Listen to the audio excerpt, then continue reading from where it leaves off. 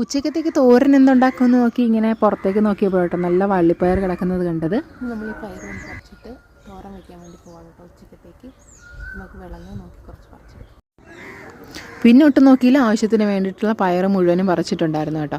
അപ്പോൾ മുഴുവനും നന്നായിട്ട് മൂത്ത് നിൽക്കുന്നതായതുകൊണ്ട് വേഗം തന്നെ എല്ലാം പറിച്ചെടുത്തു. അതിൽ നിന്ന് പിന്നെ നമുക്ക് ആവശ്യമുള്ളത് മാത്രം എടുത്ത് തോരൻ വയ്ക്കാമെന്ന് കരുതി.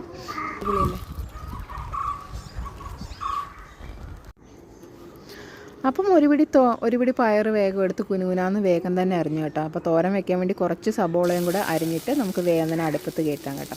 അപ്പോഴത്തെ കുറച്ച് വെളിച്ചെണ്ണയും കടുകും അതുപോലെ തന്നെ കറിവേപ്പിലയും കൂടെ പൊട്ടിച്ചെടുത്തതിന് ശേഷം പയറും ഇട്ട് കുറച്ച് ഉപ്പ് ഇട്ട് മൂടി വെച്ച് നന്നായിട്ട് വേവിച്ചിട്ടു. അപ്പോൾ വേകുന്ന സമയത്തേക്ക് തോരന് വേണ്ടിയിട്ടുള്ള കൂട്ടായിട്ട് തേങ്ങ, പച്ചമുളക്, ചെറിയ ജീരകം, വെളുത്തുള്ളി ഇതെല്ലാം കൂടെ ചതച്ച് നമ്മുടെ പയറിലേക്ക് ചേർത്ത് കേട്ടോ. ഈ ഒരു പയർ നമ്മൾ മുറിക്കുമ്പോൾ റെഡ് കളറാണെങ്കിലും ഒന്ന് വെന്ത് കഴിയുമ്പോൾ ബ്ലാക്ക് കളറിലേക്ക് മാറും. അപ്പോൾ അതേ പയർ തോരനൊക്കെ റെഡി ആയിട്ടുണ്ട്. അല്പം ചോറും എടുത്തിട്ട് ഞാൻ വേഗം കഴിക്കട്ടെ.